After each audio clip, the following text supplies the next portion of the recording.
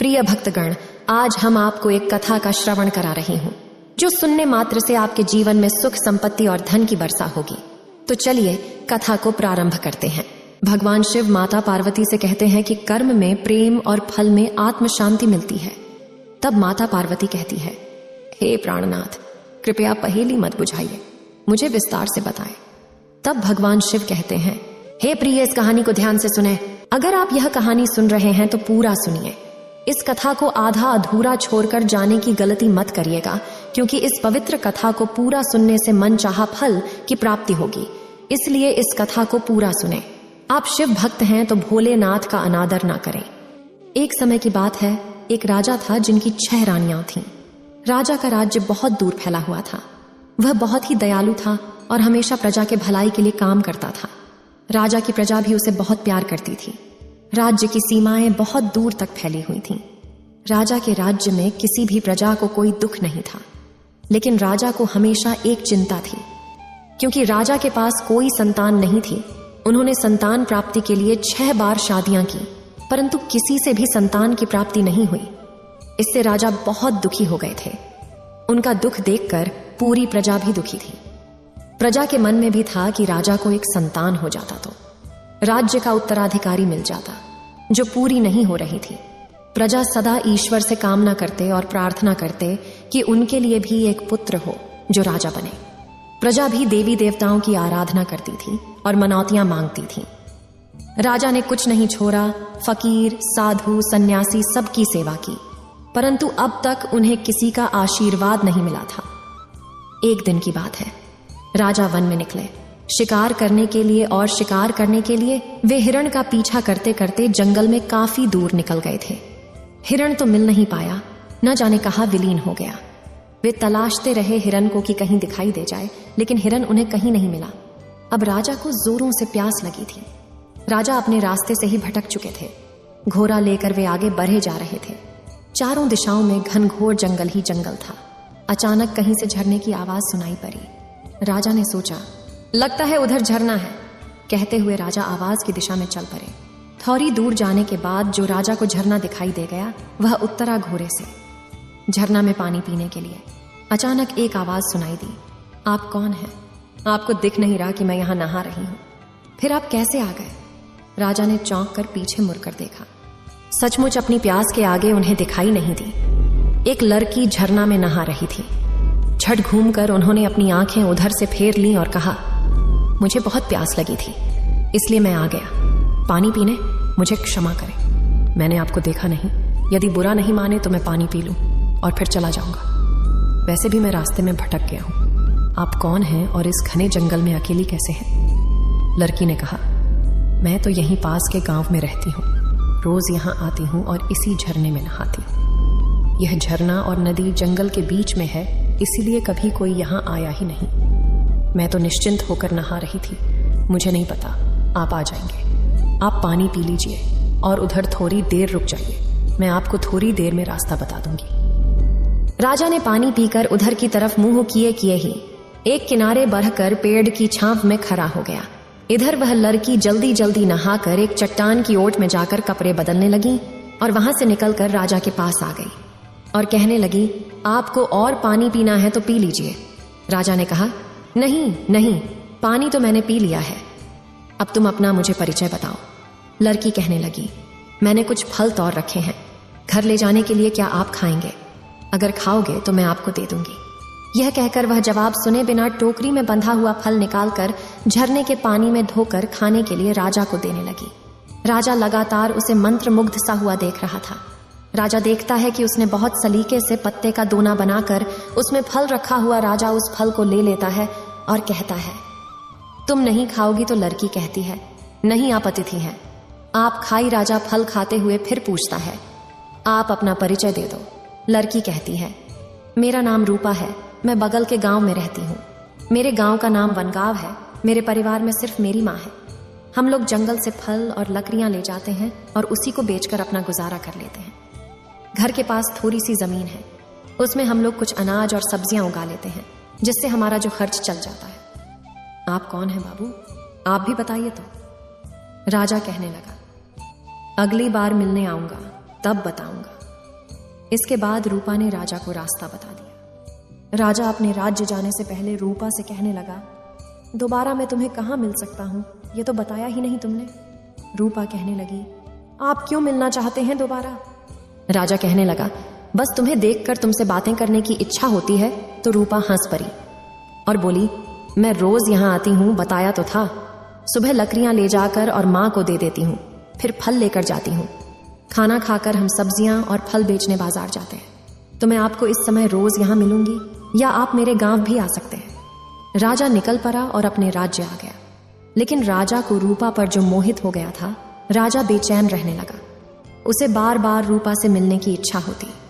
वह समझ नहीं पा रहा था 6 रानियों के रहते रूपा की ओर उसका दिल क्यों खींचा जा रहा है। जब उससे सहन करना कठिन हो गया, तब उसने अपने मंत्री जी को यह बातें बताई। मंत्री जी ने कहा, महाराज, आप चाहें तो उस लड़की से विवाह कर सकते हैं। हो सकता है कि आपको उससे ही हमारे राज्य का उत्तराधिकारी मिल जाए। और अगले ही दिन राजा ने अपने मंत्री के साथ उसे लेकर यात्रा पर निकला। रूपा से मिलने के लिए झरने के पास पहुंचकर उसने रूपा को बुलाया, पर रूपा वहां नहीं थी। बार बार आवाज देने के बाद रूपा नहीं आई। राजा वहीं रुक गया। मंत्री जी को बुलाकर कहा, आज वह यहां नहीं है, रूपा कहीं चली गई हो सकती है। पर उसने कहा कि रूपा रोज यहां आती है, तो अब तक क्यों नहीं आई? मंत्री जी ने कहा, महाराज, हमें उसके गांव जाकर देखना चाहिए। राजा ने हाँ कहा और दोनों रूपा के गांव की ओर रुख करते हुए पहुंचे। वहां पहुंचकर देखा कि रूपा अपनी झोपड़ी में चुपचाप बैठी हुई थी। राजा ने आवाज लगाई, रूपा, तुम क्या कर रही हो? बाहर आओ, देखो मैं तुमसे मिलने आया हूं। मैंने झरने के पास तुम्हारी बहुत प्रतीक्षा की, परंतु आज तुम फल लेने नहीं गई थी क्या? आवाज सुनकर रूपा बाहर आई। उसकी आंखें आंसुओं से भरी हुई थीं। राजा ने पूछा, क्या हुआ रूपा, तुम क्यों रो रही हो? आप तक 2 अजनबियों को घोड़े पर सवार देखकर जो इकट्ठे हुए, ग्रामीणों में से एक ने कहा, बाबू, इसकी सिर्फ एक माँ थी और वह भी चल बसी। उसे सर्प ने डंस लिया था। अब यह बेचारी अकेली रह गई। अब रोए नहीं तो क्या करे? आप ही बताइए, आप लोग कौन हैं? मंत्री जी ने राजा का परिचय दिया। अब तो गांव भर में खलबली मच गई। सभी ने मिलकर राजा का स्वागत। गांव के सरपंच से राजा ने कहा, मैं रूपा से शादी करना चाहता हूं, क्या तुम लोगों को कोई आपत्ति है? सरपंच ने कहा, नहीं, हमारी बेटी राजरानी बनेगी। हमारे लिए तो भाग्य खुल गया। ये गांव आपका ससुराल होगा, इससे अधिक हमें और क्या चाहिए? गांव वाले जल्दी से सारी तैयारियां करके राजा और रूपा की शादी करवा दी। राजा ने रूपा को नया नाम दिया, लक्ष्मी। लक्ष्मी, राजा और मंत्री ने राजमहल से वापस जाने के लिए तैयारी की। गांव वाले रुंधे गले से और नम आंखों से लक्ष्मी को विदा किया। लक्ष्मी राजा के साथ अपने नए घर राजमहल में चली गईं। राजा ने लक्ष्मी का स्वागत किया और उनका समय अधिकांश लक्ष्मी के साथ बिताया। लक्ष्मी भोली भाली और मासूम दिल की। वह अपनी 6 सौतन के मन में छिपी हुई डाहा को पहचान नहीं पा रही थी कि उसकी सौतन उससे कितनी ईर्ष्या करती है, और वह तो उन्हें अपनी बड़ी बहन की तरह सम्मान देती थी। कुछ ही दिनों में लक्ष्मी ने राजा को शुभ समाचार दिया कि वह पिता बनने वाले थे। रानी गर्भवती थी। राजा के खुशी का परवार नहीं रहा। अब तो राजा लक्ष्मी का और भी ध्यान रखने लगे, उन्हें किसी तरह की कोई तकलीफ न हो।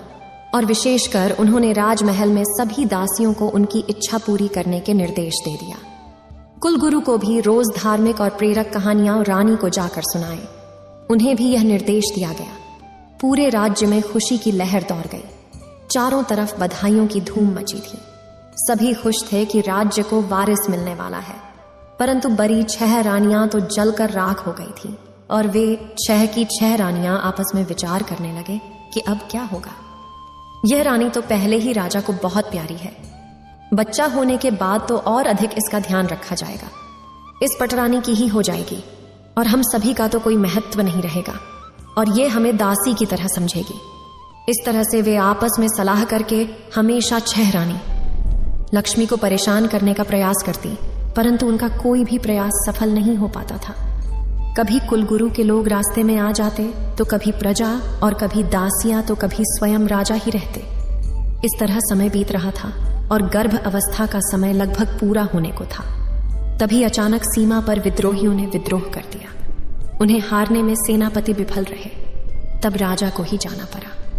राजा ने अपनी बड़ी रानी को छोटी रानी लक्ष्मी की उचित देखभाल करने का निर्देश दिया और विद्रोहियों को हराने के लिए सेना लेकर निकल पड़े इधर बड़ी रानियों को। जो सुनहरा अवसर मिल गया था, अब वे छोटी रानी को गलत बातें बतला रही थीं, जिससे उनके गर्भ को नुकसान पहुंचे और छोटी रानी भी वैसे ही काम करती थी। दिन में एक बार कुलगुरु आते और पाठ कर चले जाते। साथ ही वे छोटी रानी को धैर्य बंधाते और उनसे मधुर बातें करते हुए बच्चे के लिए आवश्यक सावधानियां बतलाकर चले जाते। लक्ष्मी समझ नहीं पा रही थी कि कुलगुरु और जो बड़ी रानियां की जो बातों हैं वह अलग अलग है। आखिर सही कौन है? दोनों की बातें विपरीत है। वह सोचती, कुलगुरु तो पुरुष हैं और रानियां तो महिला है कि बातें पुरुष कहाँ समझ पाएंगे। इसलिए जो रानी कहती हैं वही सही है, क्योंकि रानी या गलत तो बोलेंगे ही नहीं। इसलिए वे आंखें बंद करके बड़ी रानियों की हर बात मानती रहीं और एक दिन रानी को बहुत पीड़ा हुई। उसने बड़ी रानी को कहा कि दीदी, मुझे बहुत तकलीफ हो रही है, अब क्या होगा? कुछ उपाय करे, कैसे प्रसव होगा? समय पूरा हो गया था। बड़ी रानी ने कहा, देखो सामने कोठी है, तुम उसमें अपना सिर डालो तो तुम्हें आराम मिलेगा और आराम से प्रसव हो जाएगा। कहते हुए बड़ी रानी वहां से चली गई। रानी लक्ष्मी महल में से निकली और सोचने लगी कि कोठी बहुत ऊंची है, उसका सिर कोठी के अंदर नहीं पहुंच सकता। अब कैसे वह अपना सिर कोठी तक पहुंचे? रानी ने समझा कि पानी पीने का घड़ा यहां है और वह भी मिट्टी का है, तो उसने तय किया कि वह इसी में अपना सिर डालेगी। बड़ी रानी ने तो कभी ऐसा कुछ कहा था, इसलिए यही सही तरीका लगा। वह अपने साइड से घड़े में पानी डालने लगी, लेकिन सिर तक पहुंचना मुश्किल था। घड़ा के अंदर भी उसका सिर नहीं जा रहा था। वह आंखें बंद करके और चिल्लाती हुई यह कोशिश कर रही थी। इधर रानियां ने अपनी जो विश्वास पात्र दाई थी उसको बुलाया और कहा, छोटी रानी के कमरे के बाहर जाकर खड़ी रहो और देखती रहो कि वहां कोई जा नहीं पाई। दाई खड़ी हो गई। इधर छोटी रानी पीड़ा से कराह रही थी। ईश्वर की कृपा से धीरे धीरे बच्चे बाहर आने लगे। एक के साथ आगे पीछे करके रानी ने 7 बच्चों को जन्म दिया। उनमें 6 लड़के थे और 1 लड़की। सबसे अंत में जो लड़की बाहर आई, इतनी पीड़ा हुई कि रानी बेहोश हो गई और घरे के पास ही लुढ़क गई। दासी ने जल्दी से अपनी बड़ी रानी को बुलाया और सभी बच्चों को दिखलाया। बड़ी रानी के साथ सभी छोटी रानियां भी आ गई थीं। सभी 6 रानी आश्चर्य में पड़ गई कि 6 बच्चे और वे भी एकदम स्वस्थ। वाह, कमाल है। उन्होंने उस दाई से कहा कि वह कुछ ईंटों के टुकड़े लेकर आए। दाई लेकर आ गई तो उसने कहा कि इन सभी बच्चों को ले जाओ और जंगल में ले जाकर इन्हें मारकर जमीन के नीचे दफना देना। हम तुम्हें इसके बदले सोना और चांदी देंगे। दाई बहुत खुश हो गई। सारे बच्चों को ले जाकर वह जंगल में रखाई। अब रानियों से मिलकर वहां से बच्चों को होने के सारे निशान उसने साफ कर दिए और ईंट के टुकड़े लाकर वहां रख दी। घरे को फोड़कर उसके टुकड़े भी वहां पर छोड़ दी और अपने कमरे में आ गई। थोड़ी देर बाद दाई आई तो रानी ने पूछा, क्या हुआ? मार डाला या जमीन के अंदर उन्हें दबा दिया ना? दाई के यहां कहने पर उसे इनाम के रूप में सोना और चांदी देकर विदा किया।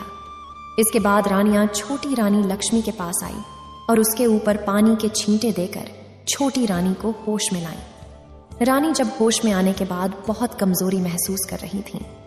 उन्हें देखकर पूछा कि बड़ी रानी से कि मेरे बच्चे कहाँ हैं और क्या हुआ है मुझे, लड़का या लड़की? रानी ने कहा कि यह देखो, तुमने इन पत्थरों को जन्म दिया है। ईंट और पत्थरों को जन्म दिया है मैंने, ऐसा कैसे हो सकता है? छोटी रानी आश्चर्यचकित थी। उसके पास ईंट और पत्थर के टुकड़े पड़े हुए थे।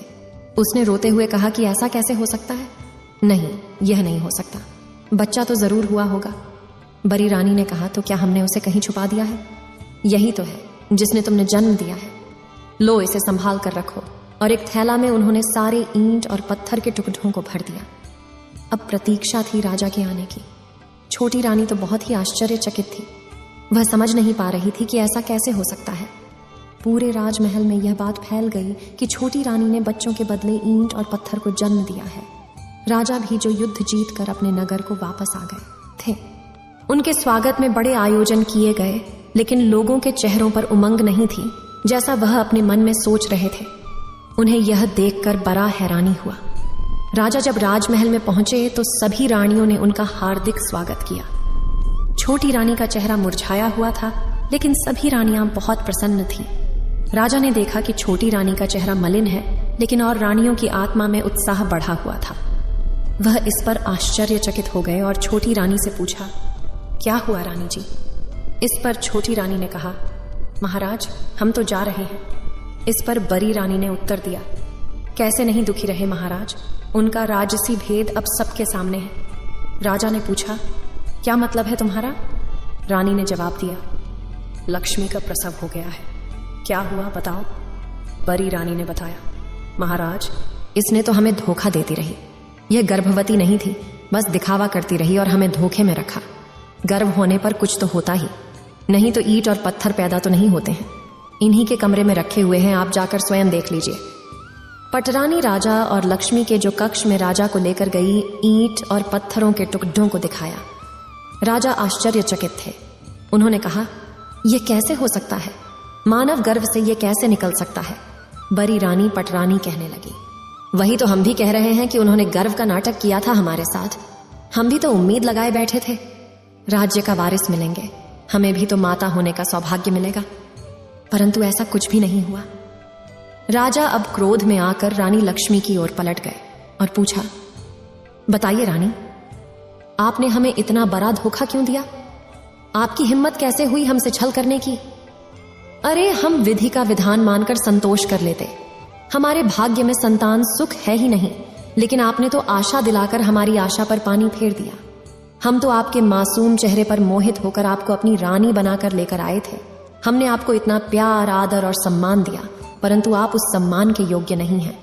आपने हमसे जो छल किया है उसका दंड तो अवश्य आपको मिलेगा। अब आप रानी नहीं, महल की नौकरानी है। जाइए, मेरे सामने से अभी चली जाइए, वरना क्रोध में जाने में क्या कर बैठूं। और राजा ने उन्हें धक्का देकर छोटी रानी को अपने से दूर कर दिया। छोटी रानी का जीवन अब दूभर हो गया। छोटी रानी या उसके साथ बहुत बुरा व्यवहार करती महल की नौकरानियों से भी अधिक काम उनसे लिया जाता। उनको महल की सफाई के काम में लगा दिया गया। रानी दुखी हो गई, पर क्या कर सकती थी? उनके पास कोई ऐसा सबूत नहीं था जिससे वे अपनी गर्भावस्था को प्रमाणित कर पाती। उन्हें यह आश्चर्य होता था कि उनके बच्चों को क्या हुआ। एक बार उनकी इच्छा होती अपने गांव चली जाए और अपनी पुरानी दिनचर्या आरंभ करे, परंतु वे फिर अपना विचार बदल देती। वे सोचते हैं उनके गांव वाले कितने खुश थे उनकी रानी बनने पर, अब किस मुंह से वहां जाकर अपने दुर्भाग्य की कथा उन्हें कहूंगी। इस तरह समय बीतता रहा और लगभग 1 बरस बीत गया। एक दिन राजा दरबार में बैठे राज्य कार्य में व्यस्त थे। तभी उनके पास एक प्रहरी ने आकर सूचना दी, महाराज मनसुखा गांव के प्रधान जी आपसे मिलना चाहते हैं। राजा ने बुलाने की आज्ञा दे दी। मनसुखा ग्राम प्रधान ने आकर राजा को झुककर पूरे सम्मान के साथ अभिवादन किया और आदेश की प्रतीक्षा में खड़ा हो गया। राजा ने कहा, ग्राम प्रधान जी कहिए, आपकी क्या समस्याएं हैं? ग्राम प्रधान कहने लगा, महाराज आपके शासन में किसी को कोई समस्या नहीं हो सकती, सभी राजी खुशी है। मैं आपको एक अद्भुत घटना का सरल विवरण देने आया हूं। राजा ने पूछा, कौन कौन से अद्भुत घटनाएं हुई हैं? प्रधान ने बताया, हमारे गांव क्षेत्र में एक अजीब अजीब पेड़ पौधे दिखाई दे रहे हैं। 6 बांस के पेड़ और एक चंपा फूल का पेड़ अचानक बराच रहे हैं।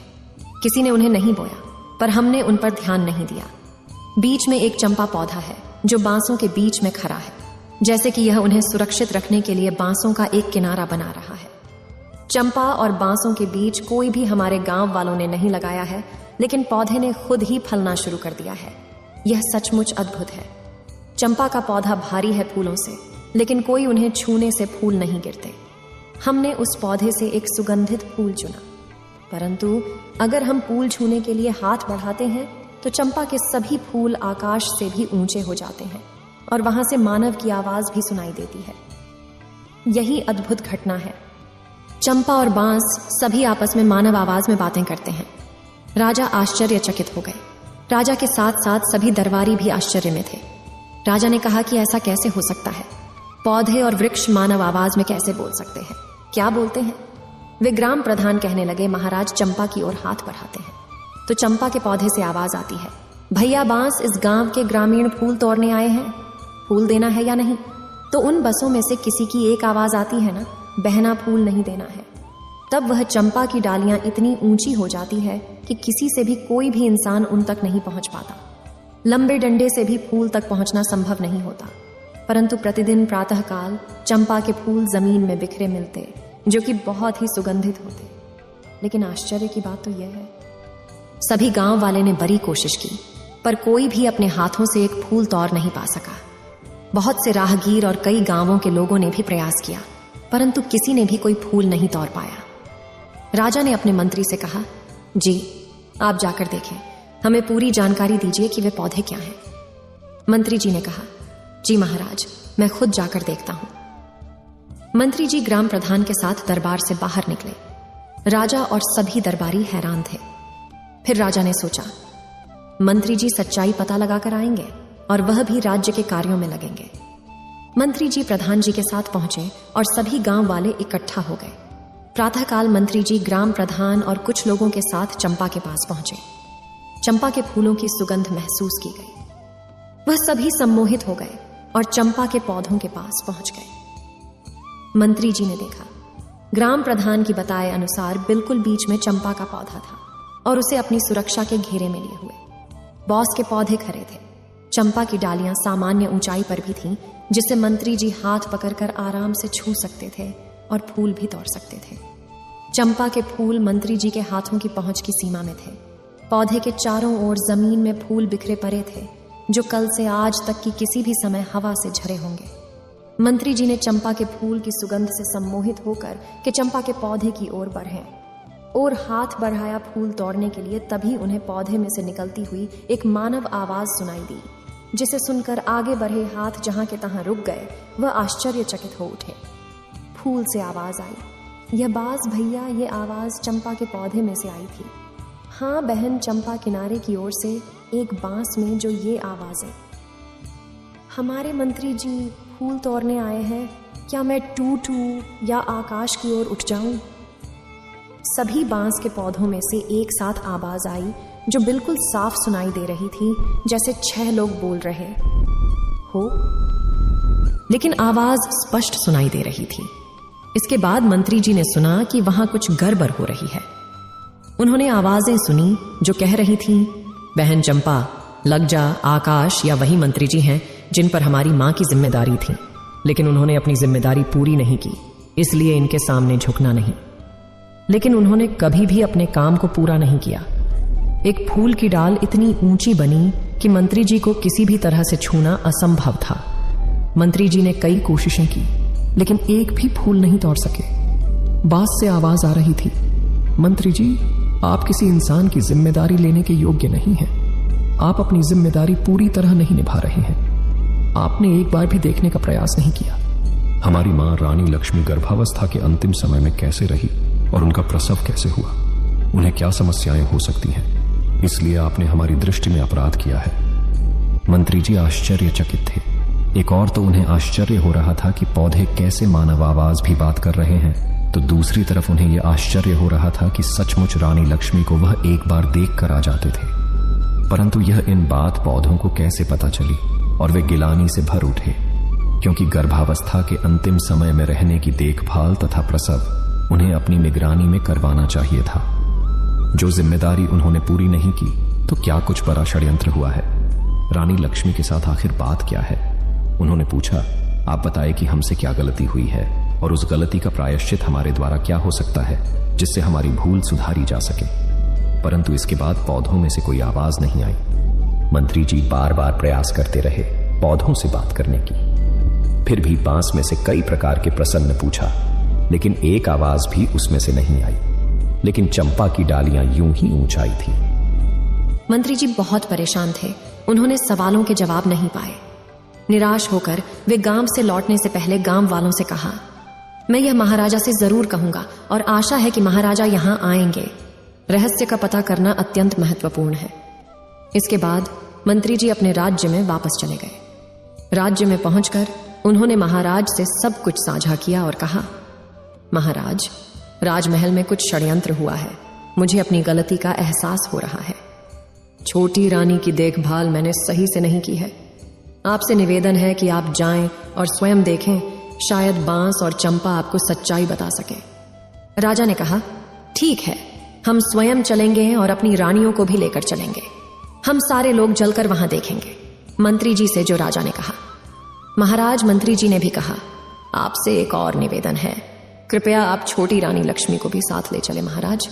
मंत्री जी ने जो महाराज से निवेदन किया, लेकिन मंत्री जी उन्होंने हमें धोखा दिया है और धोखा मैं इस सूरत में उनकी नहीं देखना चाहता। लेकिन मंत्री जी ने कहा, महाराज अब सूरत नहीं होंगे, उनकी मत देखें, परंतु उन्हें अपने साथ लेकर अवश्य चले, क्योंकि मुझे लगता है राजमहल में कुछ षड्यंत्र हुआ है जिसका पता हमें नहीं चल पाया। मुझे दुख है महाराज, अनजाने में ही षड्यंत्र में मैं भी शामिल हो गया हूं। इसीलिए चंपा और बांस ने मुझे एक ऐसे व्यक्ति कहा जो जिम्मेदारी नहीं निभा सकता है। इसीलिए मैंने महाराज से विनती की कि वह मेरी सुने और मेरे पर उपकार करे। शायद मैं इससे अपनी गलतियों को सुधारने का मौका पा सकूं और कोई अनजाने पाप क्षमा हो जाए। राजा ने कहा, ठीक है, तुम चंपा के साथ जा सकते हो, लेकिन ध्यान रहे कि मेरी छोटी रानी तुम्हें देखने का अधिकार नहीं है। इस प्रकार राजा ने मंत्री के साथ मिलकर तय किया कि चंपा के पास जाने का समय एक दिन कौन होगा। तैयारी शुरू हो गई और राजा ने निश्चित दिन और समय पर अपनी पत्नियों के साथ जाने का निर्णय किया।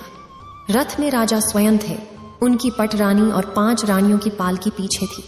साथ में कई प्रमुख सभासद और सेवक भी थे। राजा के आदेशानुसार छोटी रानी लक्ष्मी को दासियों के साथ जाना था, परंतु मंत्री जी ने अपने परिवार के साथ उनके जाने की व्यवस्था की थी और पूरे सम्मान सहित एक पालकी में अपनी परिजनों के साथ उनकी यात्रा सुनिश्चित की। मंत्री जी की कहीं अब भी के अपने आप पर उन्हें ग्लानि आ रही थी। उन्होंने गर्भ अवस्था में रानी की पूरी देखभाल नहीं की थी और उनके प्रसव की उन्होंने सही व्यवस्था नहीं की। उन्हें पूर्ण विश्वास था कि रानी के साथ रानी ने राजा को धोखा नहीं दिया है, उनके साथ छल हुआ है। प्रसव तो अवश्य हुआ है। साथ ही छोटी रानी लक्ष्मी राजमहल में किसी गहरे षड्यंत्र की शिकार हुई है। राजा का काफिला गांव की तरफ चल दिया और गांव के पास आकर रुक गया। वन के बाहर गांव के सीमा पर पड़ाव डाला गया। गांव के लोग राजा के परिवार का स्वागत करने के लिए एकत्रित हो गए। अगले दिन सुबह चंपा के पास पहुंचा और उनके चारों ओर बैठ गया। आज भी चंपा के फूल जमीन पर बिखरे हुए थे और उनसे आने वाली सुंदर सुगंधित वातावरण को बहुत आनंदमय बना रही थी। चंपा की सुगंध से प्रभावित होकर सभी उल्लासित थे और राजा तैयार थे। रहस्य जानने के लिए राजा के पास सभी उसकी 6 रानियां बैठी हुई थीं। लक्ष्मी मंत्री जी की पत्नी बोली, महाराज, आपके आदेश पर मैंने फूल चुन दिए। इस पर राजा ने कहा, हाँ हाँ, क्यों नहीं, रानी सही कह रही हैं, आपने बिल्कुल सही किया। इस पर दूसरी रानी ने कहा, महाराज, मेरी भी इच्छा है फूल तोड़ने की। उनकी सुगंध इतनी अच्छी है कि मैं खुद को रोक नहीं पा रही हूं। आप आदेश दें तो मैं भी फूल चुन लूं। तब तीसरी रानी भी अनुरोध करने लगी। पहले उन्हें फूल चुनने देने के लिए इस तरह सभी रानियां पहले फूल चुनने के लिए तैयार हो गईं। राजा ने पहले 6ठे नंबर की रानी को फूल चुनने के लिए निर्देश दिया। उन्होंने पटरानी से कहा, महारानी, आप में से जो सबसे छोटी है, पहले उन्हें अवसर दीजिए फूल चुनने को। परी रानी ने कहा, ठीक है। 6ठे नंबर की रानी फूल चुनने गई। उसने हाथ बढ़ाया चंपा के फूल की हो, तभी चंपा के फूल से आवाज आई, आप रुकें रानी, आप रुके बिना हमारी अनुमति के आप हमें हमारे फूल नहीं तोड़ सकती। रानी ने हाथ जहां की तहां रुक गए और फिर चंपा के पौधे ने बांस से के पौधे से पूछा, भैया बास, हमारी सौतेली छोटी माँ फूल तोड़ने आई है क्या? मैं टूटू या ऊपर आकाश में चली जाऊं? बांस के पौधे में से आवाज आई, लग जा आकाश बहन, यह तो तुम्हें छूने योग्य भी नहीं है। तुम्हें याद नहीं क्या इन्होंने हमारी मां के साथ कैसा अत्याचार किया है? बहन आकाश और चंपा की डालियां आकाश को छू गईं। महारानी निराश होकर वापस अपने स्थान पर बैठ गईं। इसी तरह 5वीं, चौथी, तीसरी, दूसरी रानी सभी हार मानकर बैठ गईं। इसके बाद सबसे बड़ी रानी ने अपने हाथ से पौधे की ओर बढ़ाया, पर पहले ही कहा, सुनो चंपा, मैं इस राज्य की महारानी हूं, राजा की पटरानी हूं। इस राज्य में कुछ भी हो उसका उपयोग मैं करती हूं, या मेरी अनुमति से किसी को कुछ नहीं होता है। इसलिए अपनी डाली नीचे झुकाओ और मुझे फूल तोड़ने दो। इस बार चंपा की डालियों से आवाज आई, भैया बास, हमारी सौतेली बड़ी रानी फूल देने के लिए धमका रहे हैं, चेतावनी के साथ आदेश मानने की आग्रह कर रहे हैं। क्या हमें इसे मानना चाहिए? बास ने बताया, बहना, उन्हें आदेश देने का कोई अधिकार नहीं है। हाँ, पटरानियां राजा की या राज्य की, हम इस राज्य की हैं और हमें उसके आदेश का पालन नहीं करना।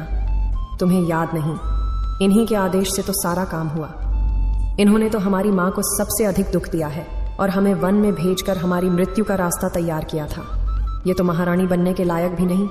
रानी और महारानी राज्य की जनता की माता होती है, इसीलिए उनके आदेशों का पालन करती है, इनकी संतान बनकर। परंतु इन्होंने तो माता का कर्तव्य ही नहीं निभाया। तुम अपनी सुगंधित फूलों को कैसे दे सकती हो? झुकना मत बहन, इसलिए बहन तुम आकाश में ही रहो, इनका स्पर्श भी नहीं होने देना। अब तो बड़ी रानी का सर लज्जा से झुक गया। राज्य के सभी मंत्री और राज्य की जनता और ग्रामीणों के समक्ष उनका इतना अपमान हुआ, परंतु उस पौधे को कोई दंड भी तो नहीं दे सकते थे। उनकी इच्छा यह थी कि वे बांस और चंपा के पौधे को टुकड़े टुकड़े करें, लेकिन उनकी अवस्था ने उन्हें चुपचाप अपने स्थान पर बैठ जाने का हुक्म दिया। अब चंपा की डालें पहले जैसे सम्मान और अवस्था में वापस लौट आईं, सामान्य ऊंचाई पर। तब राजा अब फूल तोड़ने के लिए आगे बढ़ना था। चंपा के पौधों के पास जाकर हमने अपने हाथ बढ़ाए फूल तोड़ने के लिए। तब चंपा के पौधों से एक आवाज आई, नाना महाराज, कभी भूल मत करना। आपको फूल तोड़ने से रोकने के लिए मैं अपने भैया से अनुमति नहीं लूंगी, परंतु भैया चाहेंगे भी तो भी मैं आपके हाथों में नहीं जाऊंगी, इसलिए आप अपने हाथ पीछे ही रखें। फूल तोड़ने का विचार त्याग दीजिए। राजा हैरान थे कि उन्हें क्यों रोका जा रहा है। चंपा ने अपने भाइयों से भी अनुमति नहीं ली और बिना अनुमति के उन्हें रोक रही थी।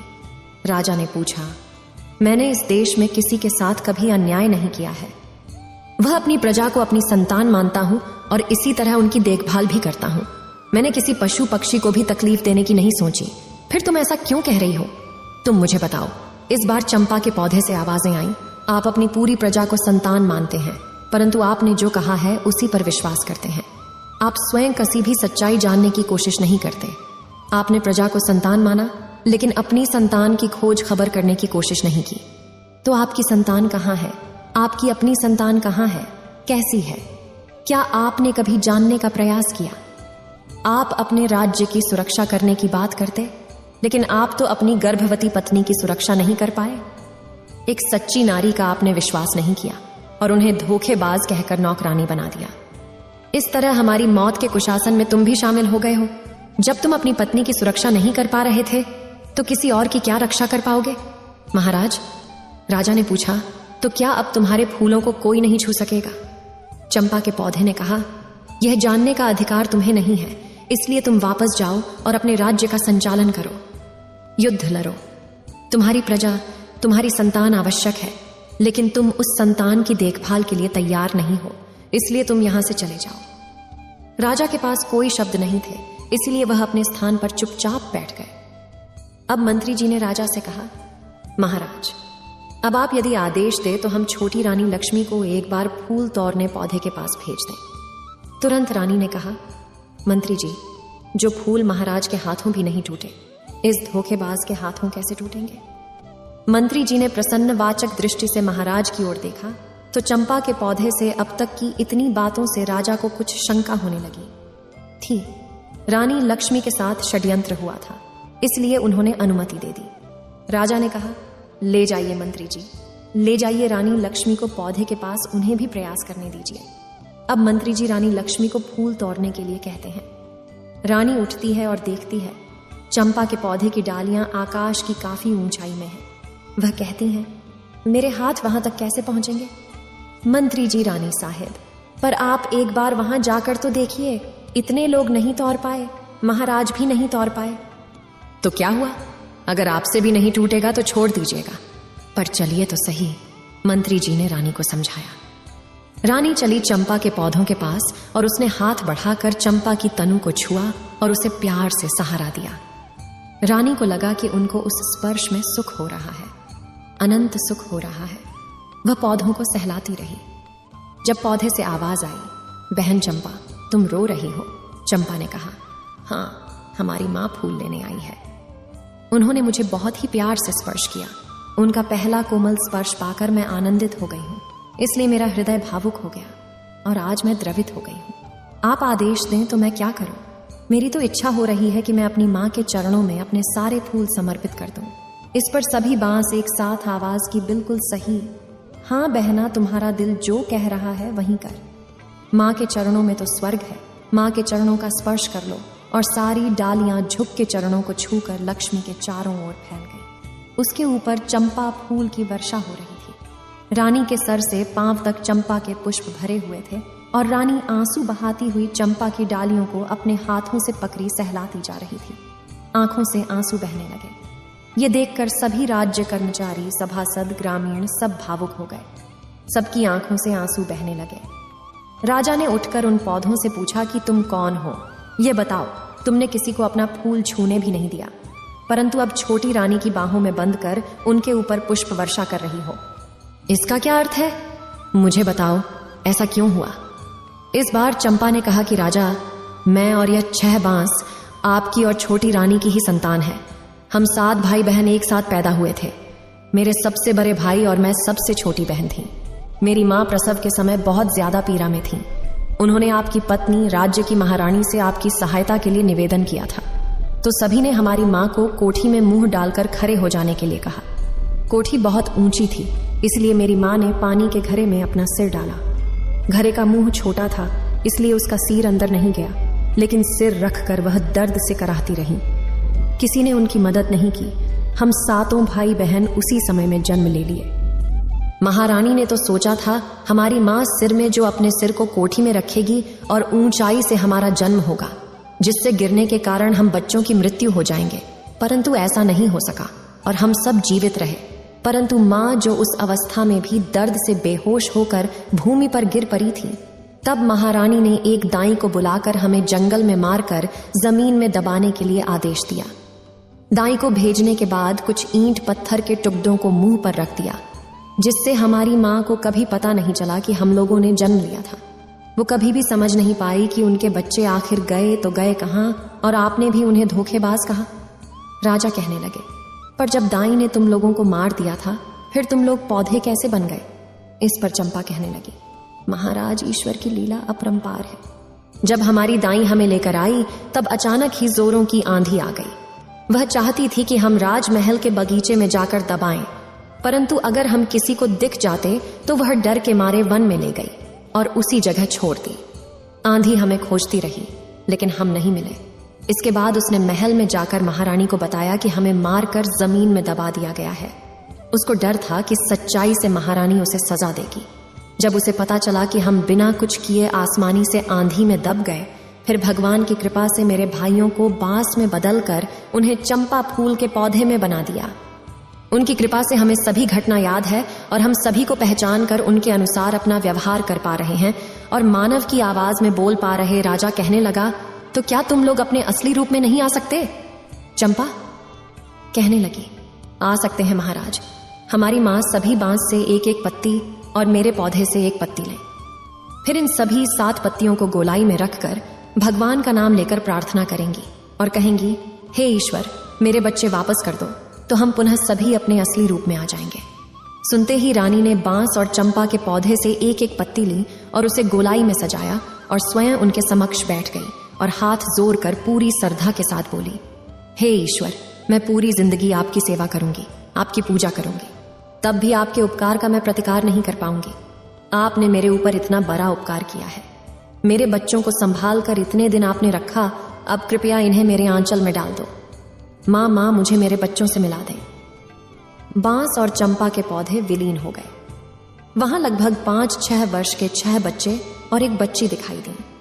राजा रानी ने सभी बच्चों को अपनी बाहों में समेट लिया। रानी को हिचकियां आईं और वह रो रही थी। राजा भी बच्चों को अपने सीने से लगाए और अश्रु बहा रहे थे। गांव वाले सभी, रानी, राजा और सदस्य सब मौन रहकर दृश्य देख रहे थे। राजा जब होश में आए तो उन्होंने अपना दरबार बुलवाया और गांव को पहला राज्य का दर्जा दिया। उन्होंने कहा कि सभी रानियां रानी बनने के लायक नहीं हैं, इसलिए मैं उन्हें परित्याग करता हूं और छोटी रानी लक्ष्मी को जिंदगी भर सहारा देने का वचन दिया। शेष सभी रानियों को राजकुमार और राजकुमारी की हत्या के षड्यंत्र में शामिल होने के लिए दोषी मानकर उन्हें मृत्यु दंड दिया गया। मंत्री जी, मेरे आदेश का तुरंत पालन किया जाए। रानी लक्ष्मी, जो अब तक अपने बच्चों को अपनी बाहों में समेटे अपने सीने से लगाए बैठी आंसू बहा रही थी, अचानक से उसने अपना सिर उठाया और कहा, महाराज, आज मेरे लिए खुशी का, प्रसन्नता का बहुत बड़ा दिन है, क्योंकि आज मेरे बच्चे मुझे वापस मिल गए हैं। इसलिए आपसे मेरा अनुरोध है, आप स्वीकार कर लीजिए कि बड़ी रानियों को मृत्यु दंड ना दें, अन्यथा इनका दोष हमारे बच्चों, हमारे राज्य और राज्य की जनता पर हमेशा ग्रहण की तरह छाया रहेगा। इसलिए क्षमा कर दें, इन्हें क्षमा कर दे। महाराज ने कहा, रानी आपका दिल बहुत विशाल है, परंतु राज कार्य में क्षमा करने से दोषी दूसरी बड़ी परेशानी खड़ी करते हैं, इसलिए इन्हें क्षमादान तो नहीं किया जा सकता, परंतु मैं इनका दंड आपके आग्रह पर कुछ कम करके आजीवन कारावास में बदल रहा हूं। जब तक ये जिंदा रहेंगे वे कारावास में ही रहेंगे। इस कारावास में उन्हें एक समय का भोजन मिलेगा, परंतु कारावास से बाहर निकलने का अधिकार नहीं होगा। यही होगा उनका दंड। इसके बाद राजा और रानी लक्ष्मी के साथ सभी ग्रामीणों को अपने तरफ से कई उपहार दिए और सभी मंत्रियों और दासियों के साथ राज्य लौट आए। आते समय दृश्य में परिवर्तन हुआ। राजा के साथ रथ में रानी लक्ष्मी बैठी थी, उनके साथ बच्चे घोड़े पर सवार थे और 6 रानियां बंदी की अवस्था में सैनिकों के बीच चलती हुई पैदल महल में आईं। उन्हें कारावास में डाल दिया गया और राजा लक्ष्मी के साथ सुखपूर्वक 7 बच्चों और राज्य की जनता का पालन करते हुए अपना जीवन बिताने लगे। रानी लक्ष्मी के दिन जैसे फिरे वैसे भगवान सबके साथ फिरते हैं, इसलिए हमेशा अच्छा करते रहो। बुरा करने का परिणाम बुरा ही होता है। और यह कहानी यहीं पर समाप्त करते हैं और कहते हैं, कर्म में प्रेम और फल में आत्म शांति मिलती है। इस वीडियो को बोलते समय कोई त्रुटि हो तो मैं क्षमा चाहती हूं। उम्मीद है आप सभी को यह वीडियो अच्छी लगी होगी। अगर आप शिव के सच्चे भक्त हैं तो चैनल को सब्सक्राइब और वीडियो को लाइक करके कमेंट में हर हर महादेव लिख दीजिए।